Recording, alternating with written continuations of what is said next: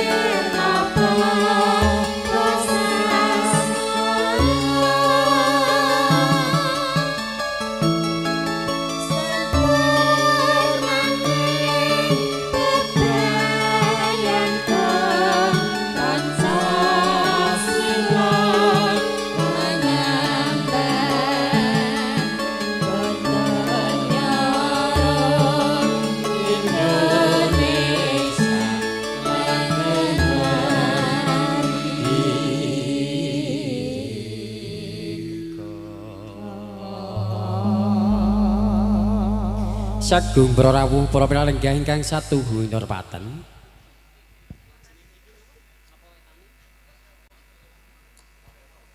Semoga keparing bodheraken lumebet wonten ing hadicara ingkang angka setunggal nggih pambuka. Sinarengan kanthi maos Ummul Quran suratul Fatihah sepindah kawula dherekaken. Ala hadiniyah bi syafaati Rasulillah sallallahu alaihi wasallam. Lahumul Fatihah. A'udzu billahi minasy syaithanir rajim. Bismillahirrahmanirrahim. Alhamdulillahi rabbil alamin. Arrahmanir rahim. Maliki yaumiddin. Iyyaka na'budu wa iyyaka nasta'in. اهدنا الصراط المستقيم صراط الذين أنعمت عليهم غير المغضوب عليهم ولا الضالين رب اغفر لي ولوالدي والمسلمين آمين. Kanthi waosan Ummul Quran suratul Fatihah sepindah ingkang sampun kita wasarangan. Mugi kanthi pangajab hangkelan carna anggenipun Bapak Juweni dalasan Ibu pujian kagungan hajat wonten injang puniki sageta lancar gangsar boten wonten alangan rubida satunggal punapa. Amin. Allahumma amin. Kadherekaken sowanipun risang pinanganten jalun inggih Raka Mas Muhammad Insa Ansori ingkang kepareng kaadani atur pangandika pasrah saha panaminipun risang pinanganten sekalian. Katur Ibu Pangandibusana saking sanggarias penganten lamjani keparenga hanyuwanaken risang pinanganten jalu tumuju wonten ing madyaning pasamuan.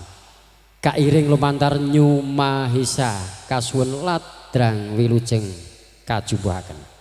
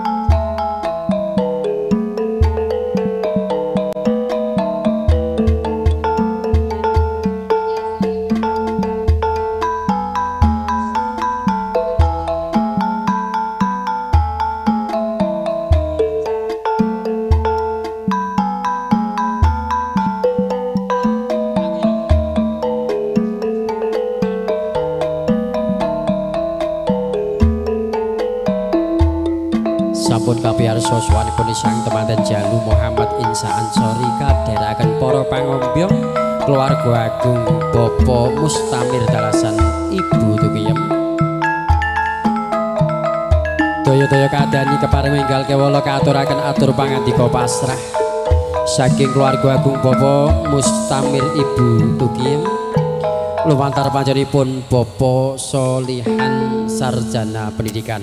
Katur panjenenganipun Bapak Solihan wanci sautahipun kawula aturaken sumangga nuwun.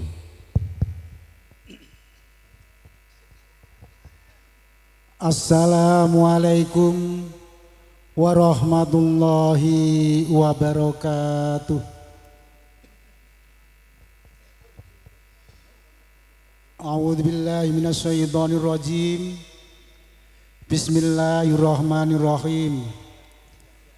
Alhamdulillahi rabbil alamin.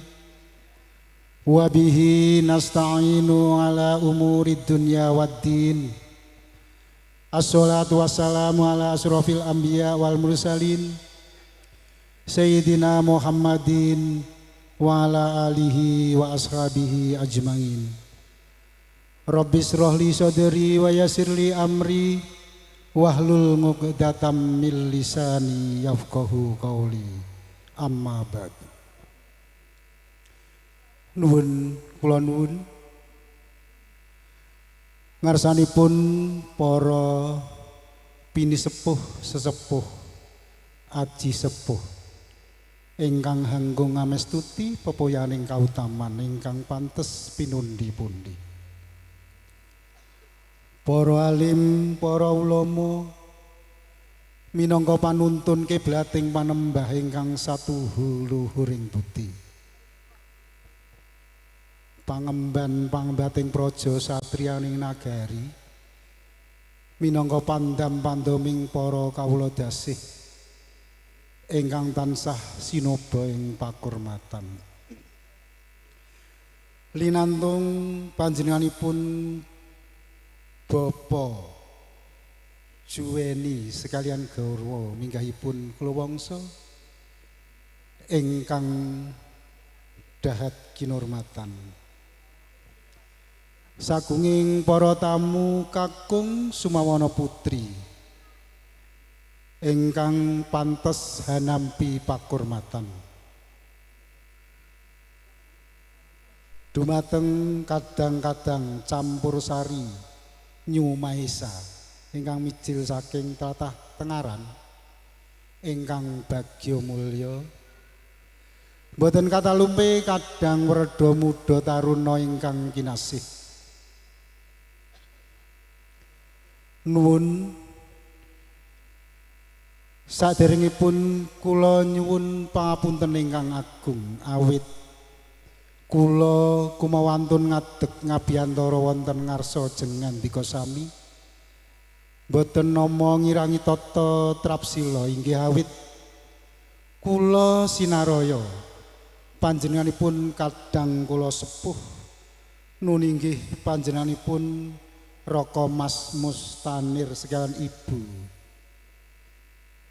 kinen kepareng hamasraken putra penganten Jalu ingkang tasih sasele.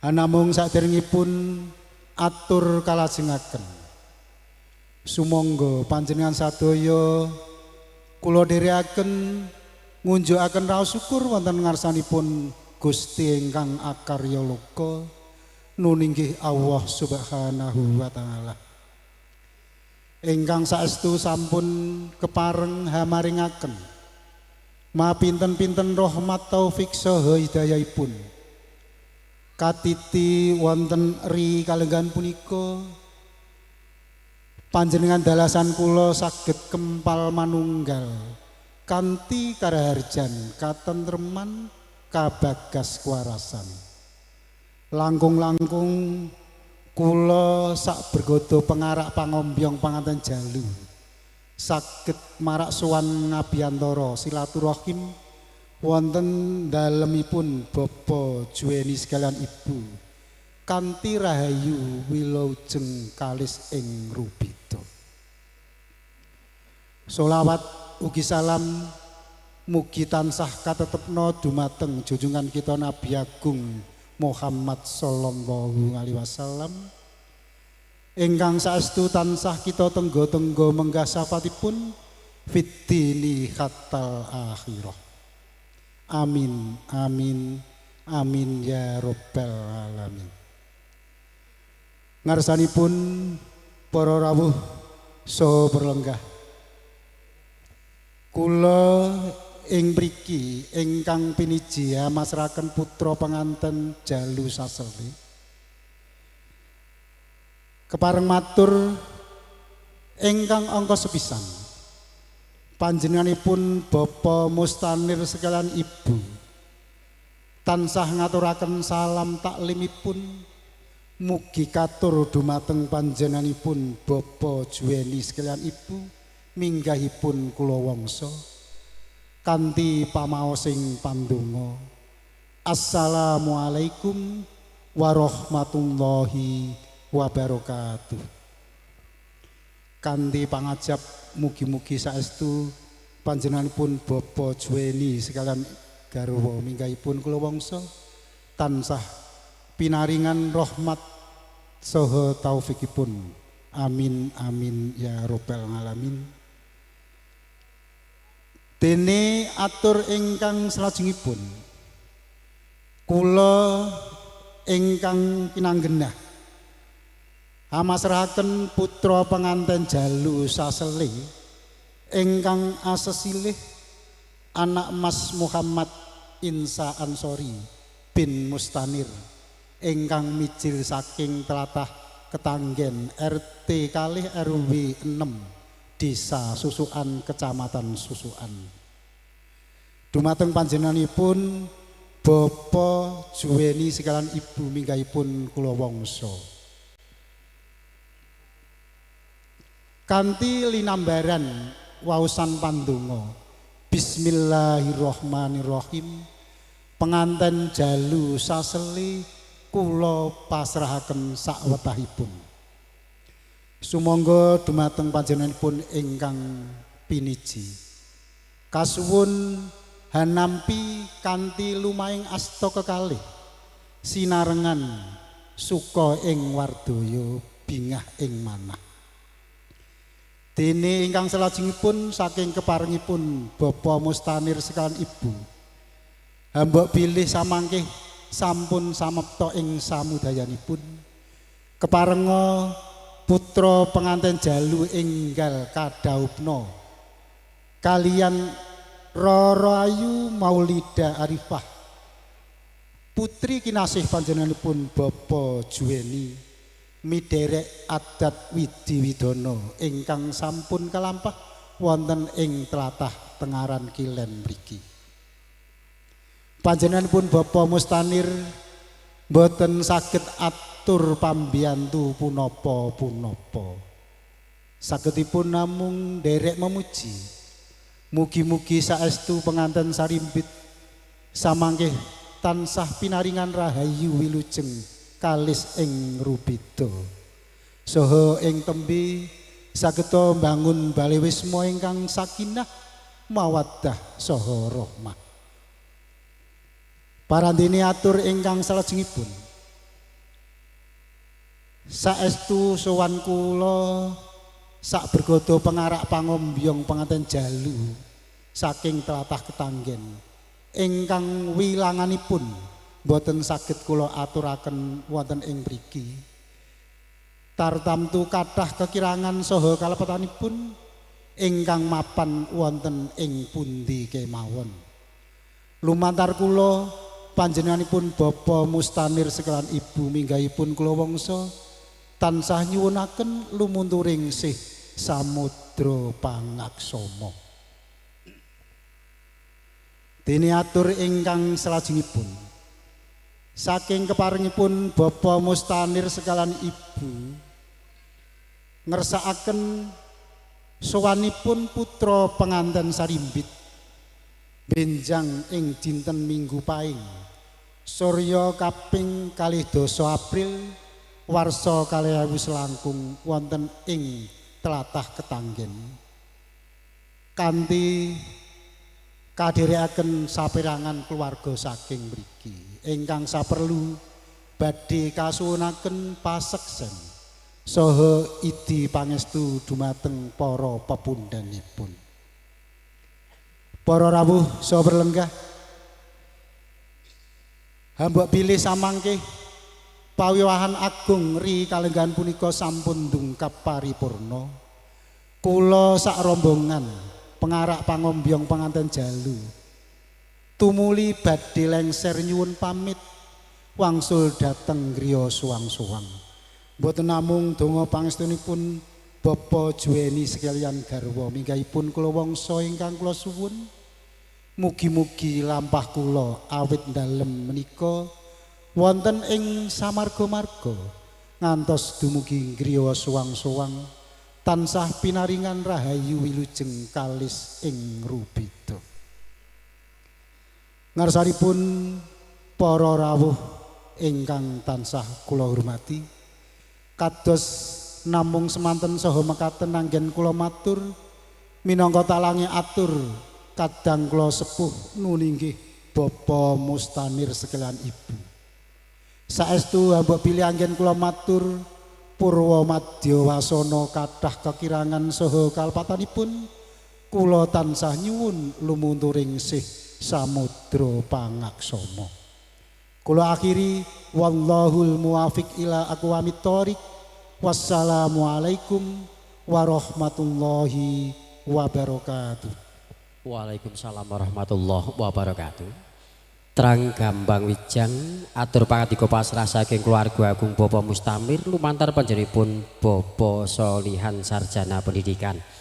Daya-daya katampi saking keluarga agung Bapak Juweni Ibu Pujianti katur panjenenganipun Bapak Sardono wanci sautahipun kawula haturaken sumangga nuwun.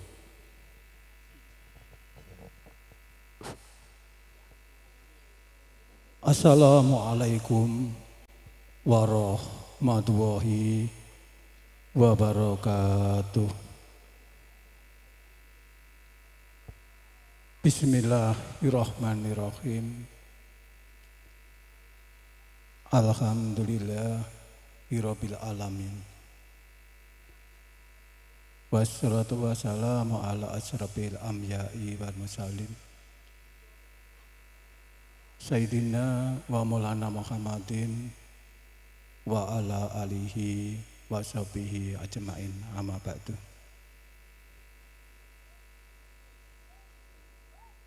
Ing ngarsa para pepundhen, para bini sepuh, para aji sepuh ingkang satuhu ana ing pamawas miwah lebda ing pitutur ingkang kinurmatan. Ing ngarsa para alim, para ulama, bapak kiai, ibu nyai,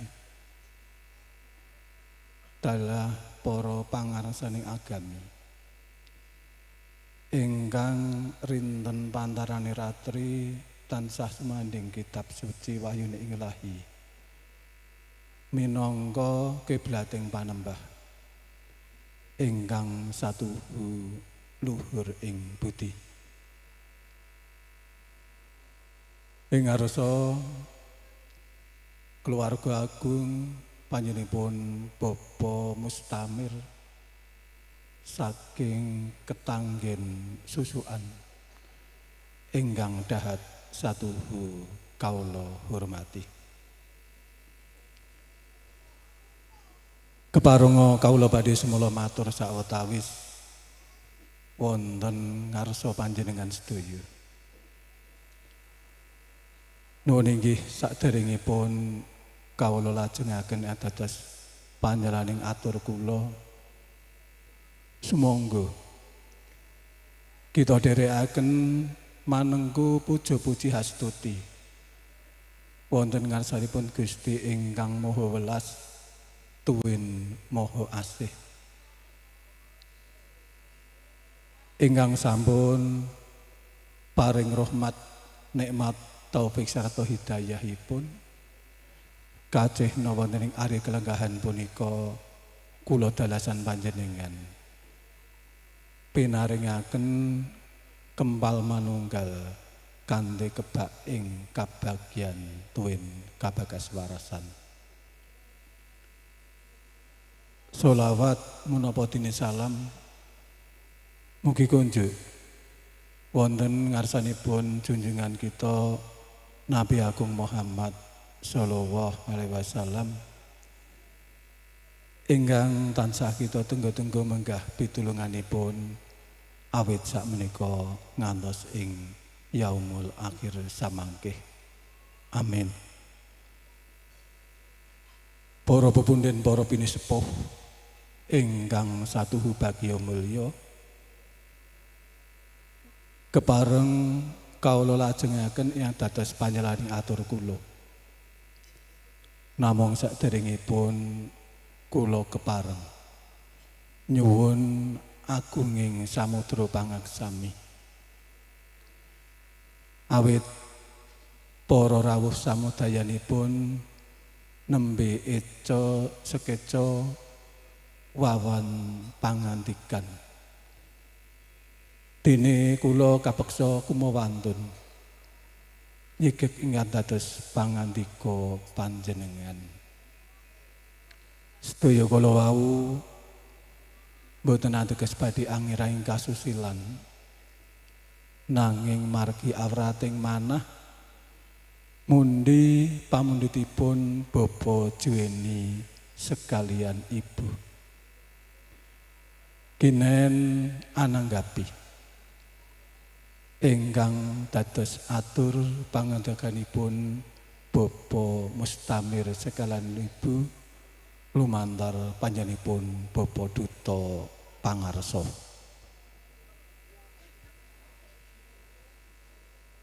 Ingkang angga sepindah Bapak Juweni sekalian Ibu mboten kesupen tansah ngunjukaken raos syukur wonten ngarsanipun Allah Subhanahu wa taala. Dene panjenenganipun wonten ing ari kalenggahan punika tasih keparingan kanugrahan saged nampi rawuhipun Bapak Mustamir sekalian Ibu dalasan pengombyong saking ketanggen susukan. Ingkang angka kalih Bapak Juweni sekalian Ibu mligi katur wonten ngarsanipun Bapak Mustamir sekalian Ibu ngaturaken sugeng rawuh panjenenganipun Bapak Mustamir dalasan pengombyong saking susukan. Ingkang angka kalih bilih Bapak Mustamir sekalian Ibu ngaturaken salam taklim ingkang sampun kaaturaken kala wau saking Bapak Juweni sekalian Ibu ngaturaken agunging panuwun. Bilih salam talim ingkang kaaturaken kawula tanggapi kanthi atur alaika wa alaikumussalam warahmatullahi wabarakatuh. Mugi kanthi salam ingkang kaaturaken Bapak Juweni sekalian Ibu saged pikantuk syafaatipun sae wonten ing donya dumugi ing akhirat samangke. Amin. Atur ingkang salajengipun bilih Bapak Mustamir sekalian Ibu angaturaken putra pinanganten sasele ingkang asmapun Dimas Bagus Muhammad Insa Ansori, putra pinanganten kakung kanthi suka binging penggalih lan kanthi atur bismillahirrahmanirrahim katampi kanthi leganing penggalih lan ing samanggih ingkang dados atur pamundhutipun Bapak Mustamir enggal badhe dipun sembadani senajan kanthi prasaja kiwala. Hanamung nyuwun berkah lan pangestunipun Bapak Mustamir sekalian Ibu dalasan para pengombyong saking susukan.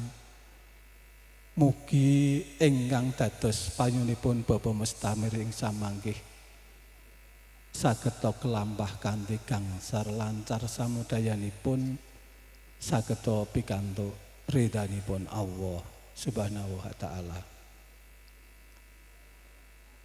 Dene putra pinanganten kakung ingkang sampun kaaturaken boten wonten kekiranganipun sedaya dumawah sawi samudayanipun.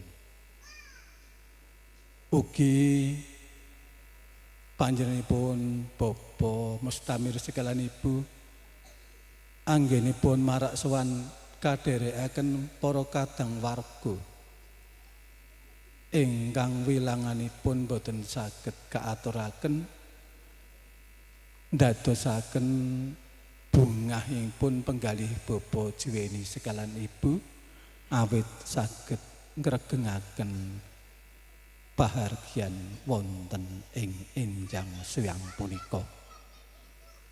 Ugi mbok bilih Bapa Mustamir sekalan Ibu mboten saged angasta menapa-menapa. Bapa Juweni sekalan Ibu namung saged ngaturaken ugi mboten atesaken penggalihipun Bapa Juweni. Namung kawula tingali wonten setunggaling angsal-angsal ingkang sampun kaaturaken. Bapa Juweni sekalan Ibu ngaturaken agunging panuwun mugi angsal-angsal ingkang sampun kaaturaken dadosna amal soleh Bapa Mustamir sekalian Ibu. Dene benjang dinten Minggu Paing Surya 12 April putra pinanganten sakembaran badhe kasuwun boyong Bapa Juweni sekalan Ibu namung nyumanggaaken badhe kaaturaken lan badhe kadherekaken Bapa Juweni sekalan Ibu dalasan warga Tengaran Kulon ing mriki. Para pupunen para pinisepuh ingkang satuhu kinurmatan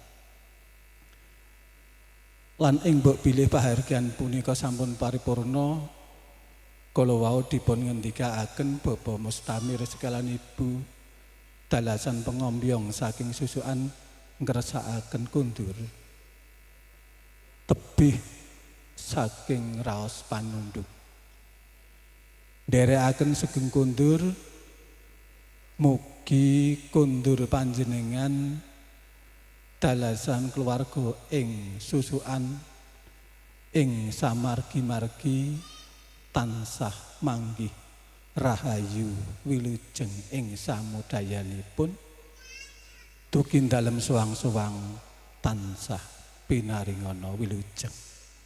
Mugi saged pikantuk ridhanipun Allah Subhanahu wa taala. Lan sedaya kekirangan boten wonten ingkang kaaturaken wonten ngasanipun Bapa Juweni sekalan Ibu.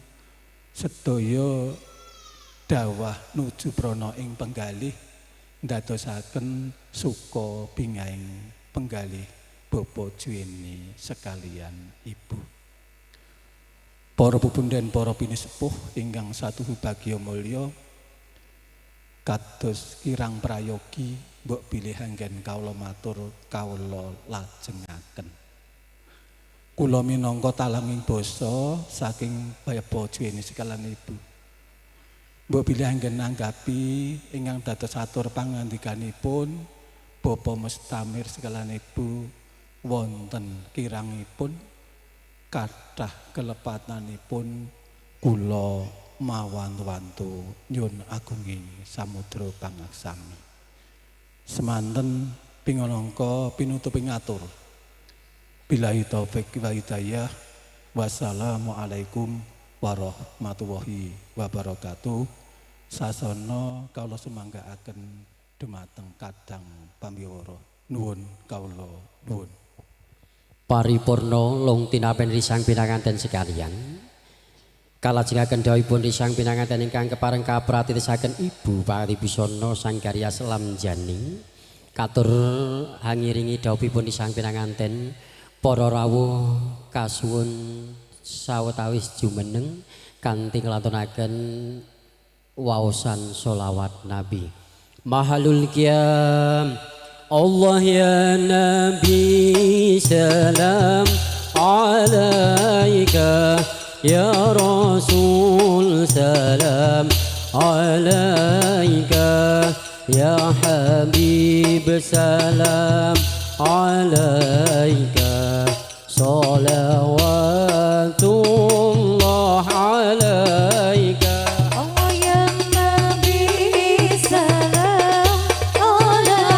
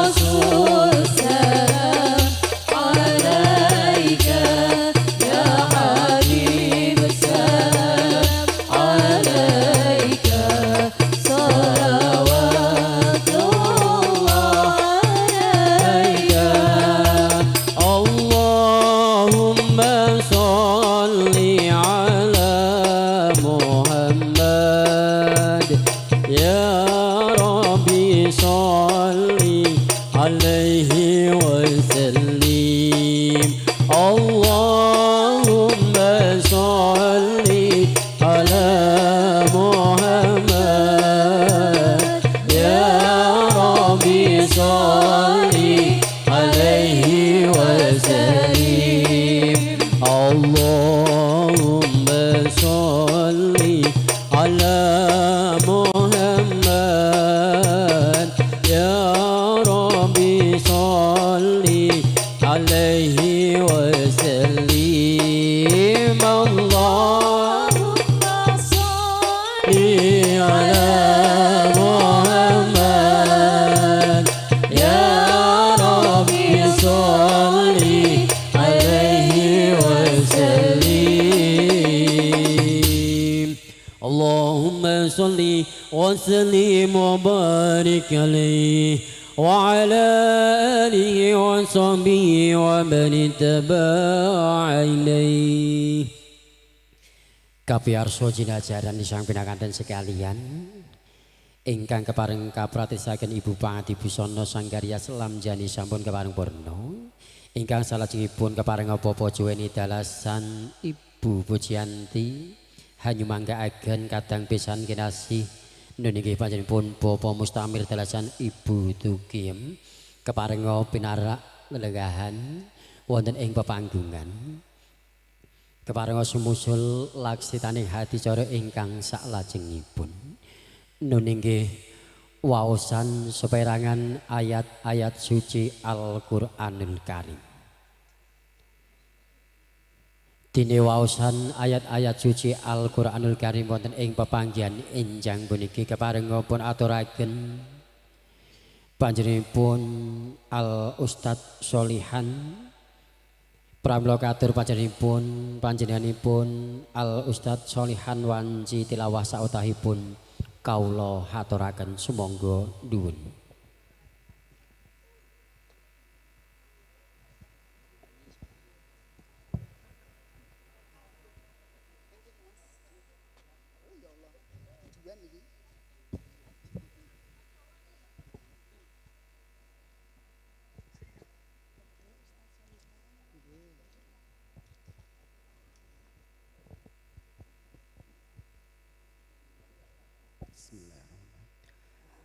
Assalamualaikum warahmatullahi wabarakatuh.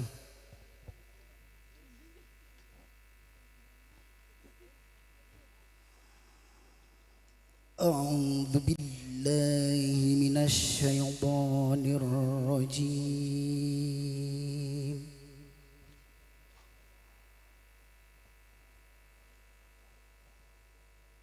Bismillahirrahmanirrahim.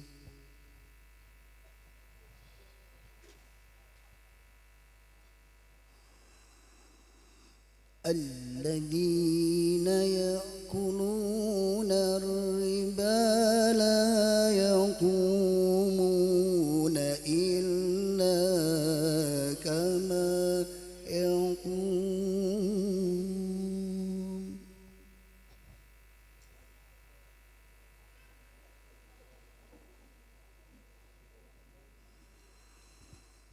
لا يقومون إلا كما يقوم الذي يتخبطه الشيطان من المس.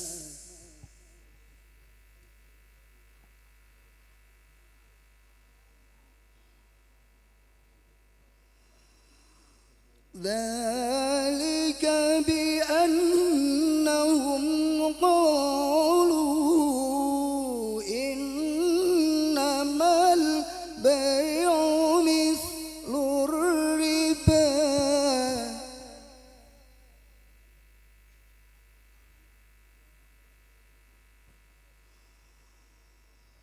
وأحل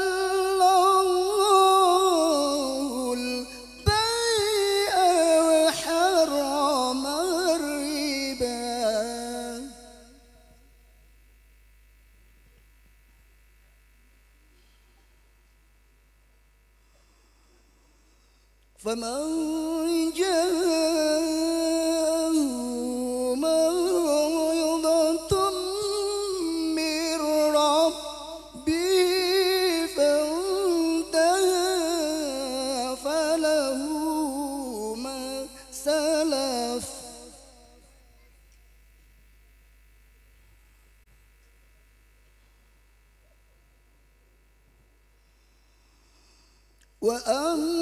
وأمره إلى الله ومن آد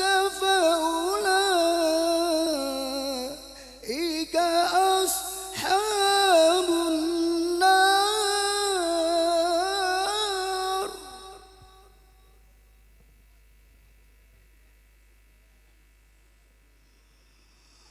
هم فيها خالدون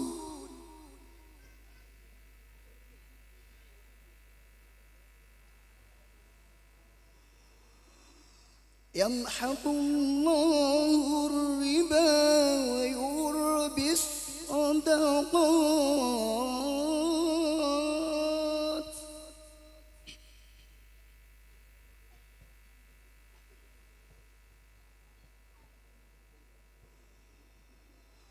والله لا يحب كل كفار أثيم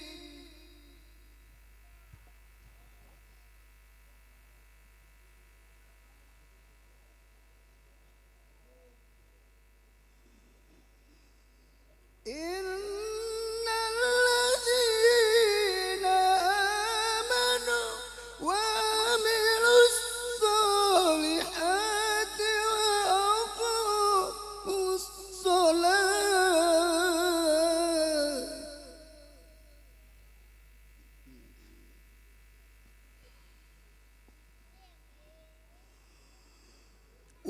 وأقاموا الصلاة والزكاة لهم أجرهم عند ربهم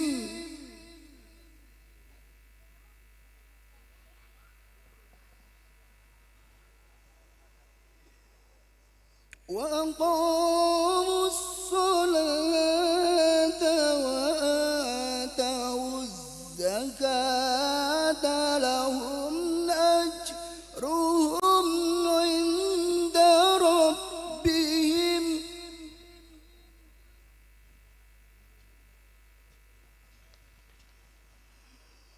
ولا خوف عليهم ولا هم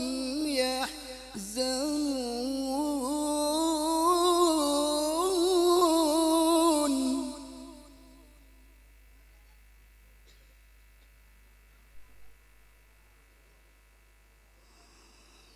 بسم الله الرحمن الرحيم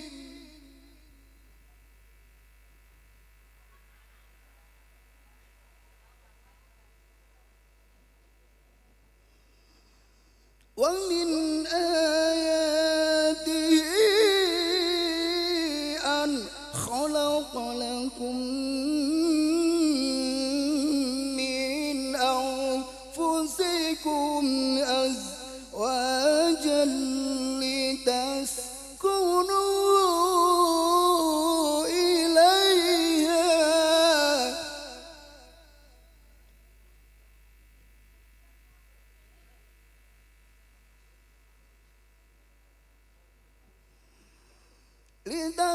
لتسكنوا إليها وجعل بينكم مودة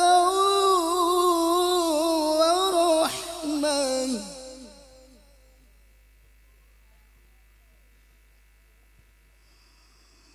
إن في ذلك لآيات لقوم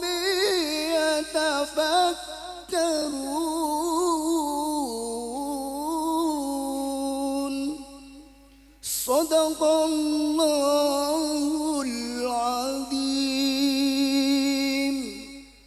Wassalamualaikum warahmatullahi wabarakatuh. Waalaikumsalam warahmatullahi wabarakatuh. Sadaqallahul adzim, sadaqallahul adzim, sadaqallahul adzim. Paripurna waosan seperangan ayat-ayat suci Al-Qur'anul Karim ingkang sampun keparengipun waos panjenenganipun Al Ustadz Sholihan. Mugi kanthi waosan-waosan kasebat hamberkahi dhateng kula dalasan panjenengan sami. Amin. Allahumma amin. Saking para rawuh saking paringipun Bapak Juweni keparinga hati cara kasih sautawis njubahaken swasana hancrantu sawanipun para kadang kaneman atur pasugata. Ugi sawetawis ibu pangati busana nglajengaken adat upacara risang pinanganten sekalian. Ing mriki kadherekaken 1 2 3 vokalis New Mahesa, ada Mbak Ella Pratiwi, Mbak Sonia lan ugi Mbak Sulis. 3 artis sekaligus memberikan doa dan juga spesial buat kedua mempelai. Ada pengantin baru spesial kagem Mbak Maulida dan juga Mas Insa Ansori. Yuk 1 2 3 New Mahesa kaaturaken.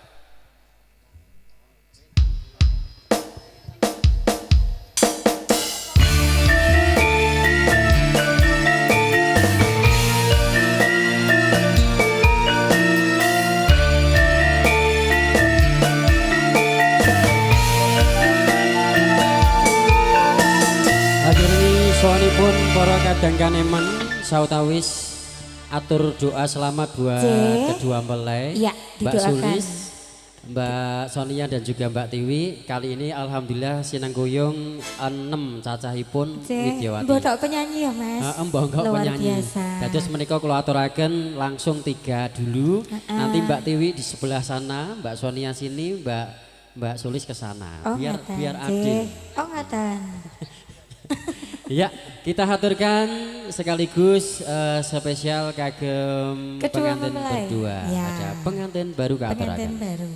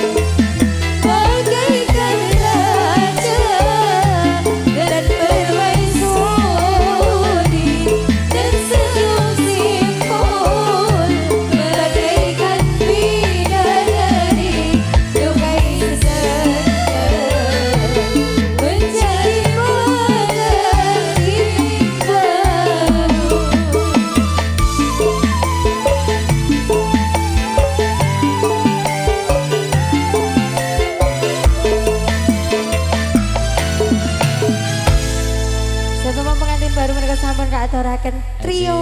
1 2 3 bergabung Iya, kembali. kembali. Sebuah nuwun spesial kagem risang pinanganten sekalian, pengantin baru sampun kepareng kaaturaken. Sagunging para rawuh, para pinalenggah ingkang satuhu kula hormati.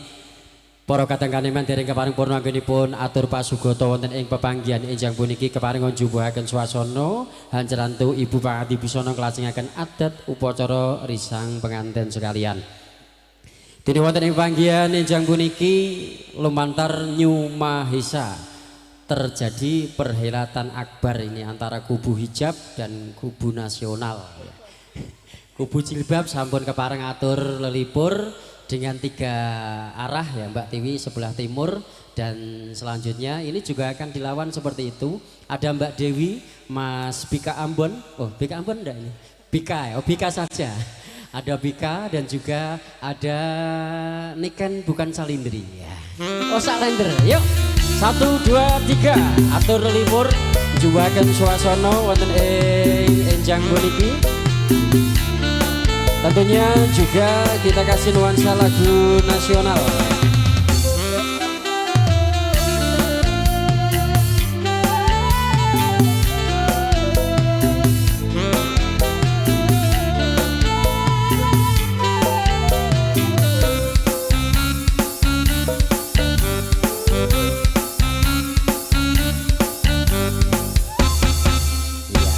Kita absen dulu. Selamat siang Mbak Dewi. Sugeng siang Mas. Sugeng siang. Sudah siap melawan kubu hijab? Wah siap banget loh.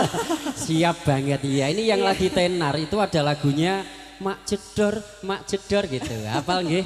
Untuk itu kita kasih puja ningsih.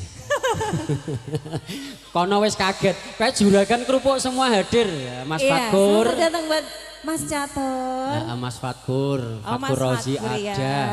Terus Mas Catur juga ada. Iya. Juragan kerupuk hadir, nanti dimohon iya. untuk bisa bergabung bersama New New Mahesa. Mahesa. 1 2 3 ada puja ningsih.